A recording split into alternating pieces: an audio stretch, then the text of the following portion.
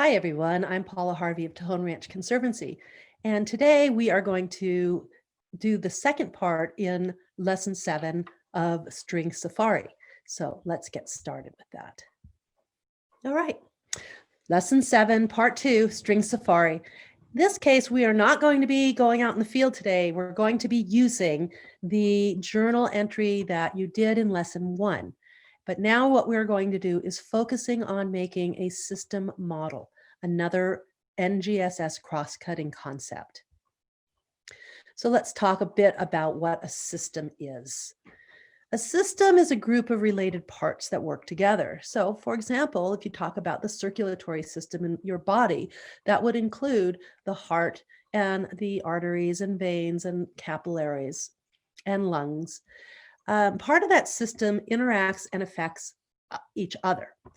Now, a system can be any size, from the digestive system, for example, contained in one small, tiny little organism, to a small pond, to an entire forest, or even a climate system that encompasses the entire Earth. You can think of parts of nature, such as a tree, as a system. The parts of a tree interact with and impact each other. Now let's talk specifically about ecosystems.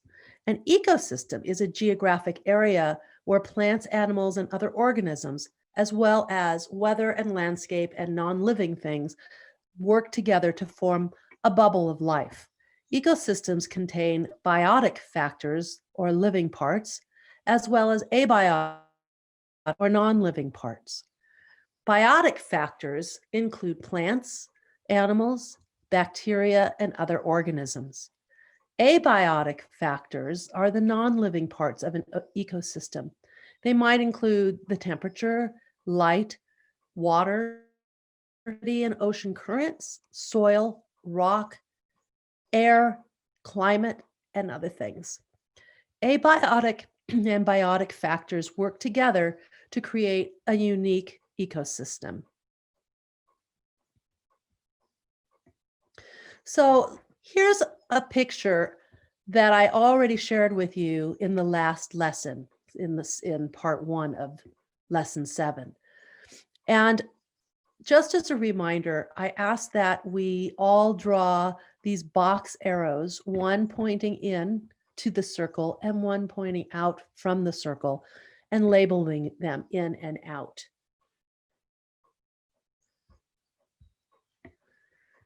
So I want you to think about the tiny world that you studied in that journal as a system. Practice thinking about things as a system.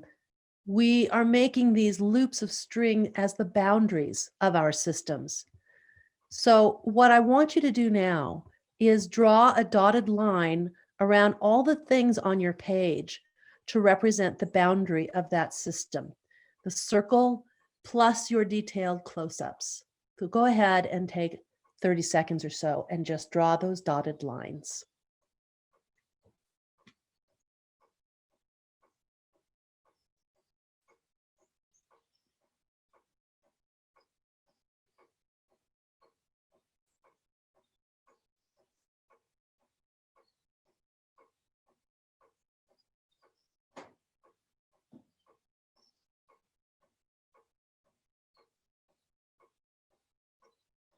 Okay, now, hopefully you're finished. If not, keep going. We're going to do the second part of this activity. So now what I want you to do is think about the parts of the system in your loop of string and think about what ways those parts interact with each other and draw arrows between those elements in the system that you think interact with each other.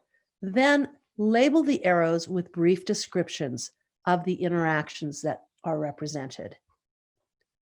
So for example, I have here, I drew the dotted line right here, the center, then this was a close-up, and then this part here and this part here, all the dotted lines that are all part of the inside of that boundary. Okay, and then I drew arrows between the elements in that system that I thought interact with each other. And then I labeled them with a description of that interaction. So here is an arrow right over here. And then I wrote a short description over here. Here's an arrow here and one here. And I wrote grasshopper and the moss and the food, its purpose was for food. Here, an ant and the soil, using the soil as shelter. So there's an arrow there. And here's a decomposing leaf and the fly, and that probably, and the moss as well, with the fly was probably going to be food as well. So go ahead and take a couple of minutes to just draw those arrows to each other and a short label and description of what the interactions are.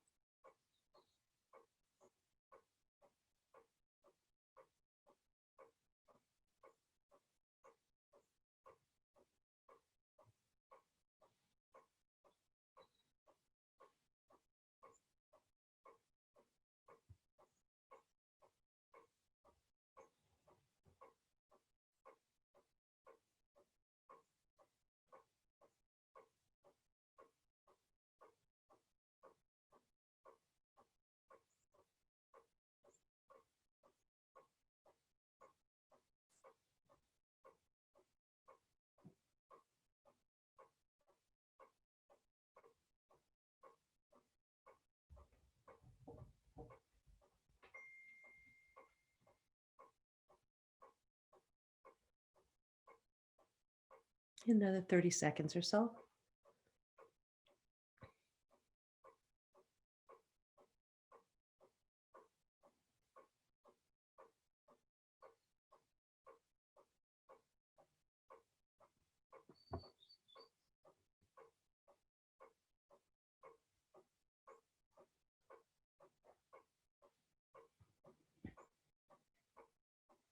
All right, so let's move on to the next thing.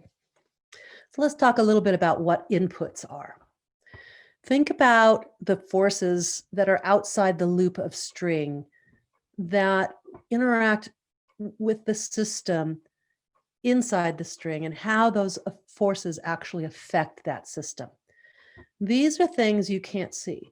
They're things that may have already happened in the past, but you don't see them going on right now. And so a lot of this is going to be cause and effect kinds of thing. You'll see something inside your loop and wonder what the cause is. That will be the outside force.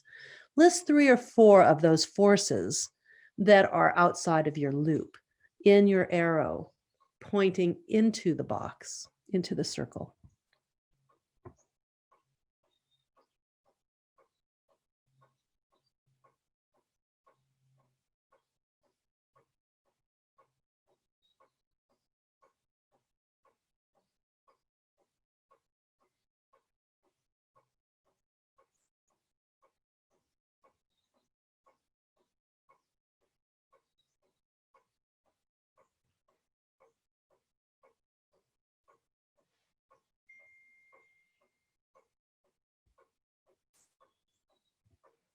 And now, after you've listed those 3 or 4 things, I want you to think about the things that would be outputs. What are some of the things that leave that loop of string?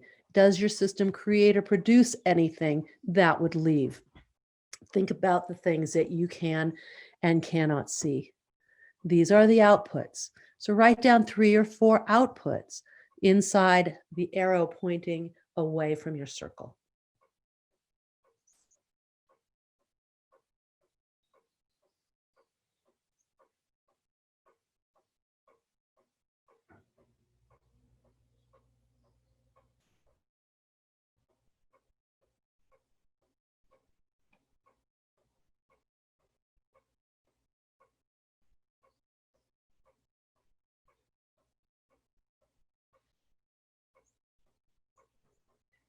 Okay, so taking a look at mine as an example of what things you might have said. Going in, the air, snow, sun, wind. Additionally, things like the leaves that I found came from outside that circle, but now exist inside the circle. And then things that would leave, the insects that came into the circle would also leave. Animals, and obviously insects are animals, but I'm thinking of things like lizards, and snakes, for example, would maybe visit that area and then leave. The detritus that is in there, the things that have died. So a lot of the gray that I put in here represents the dead parts of the moss. That stuff's going to decompose, break off, and with the wind, it's going to blow away. And then the spores in those flowers, those reproductive organs that I found in here, those would also leave that inside of that circle. So there's a few, I put 4 on each side of the different things that might be going in or leaving that circle. So that's a very simple assignment today. However, what we're trying to do is start thinking of the things that we're studying as a system that interacts with other things. So any part of a system with a lot of arrows pointing to it, that's the input, interacts with many other parts of that system. And any changes in one part of that system can greatly affect everything else. So I want you to consider that just one simple change or pulling one thing out or adding something in there is going to change that small little mini tiny world. Use the following questions that I give you to hypothesize about what would happen if any changes did occur, and answer each of those questions in question answer form, and then write those answers into a paragraph. Remember to write a topic sentence and a closing sentence to complete that paragraph. So here is what we're going to do. Here's your 3 questions. What might happen to the parts of the system if the inputs, such as water, increased or decreased in quantity? How might those changes in turn affect the outputs of the system? If you change the boundary of your system by either making it larger or making it smaller, how would those inputs and outputs change? Now, these questions are complicated. They're going to take some time. Reread them several times and really ponder what the possibilities are. We're hypothesizing now as we're creating a model to determine what and predict what could happen with certain changes. Absolutely a relevant issue right now, especially as we are studying the effects of climate change. So this is your chance to work on a very small scale, trying to predict what could possibly happen if you increased or decreased or withdrew any of those things that were inputs, and how that would affect the outputs. And that's it for now. Once you have finished those reflection questions, you have completed lesson 7. Don't forget to put both lesson 7 part 1 and lesson 7 part 2 into your table of contents. I really enjoyed lesson 7. I'm looking forward to lesson 8, and see you next time. Bye for now.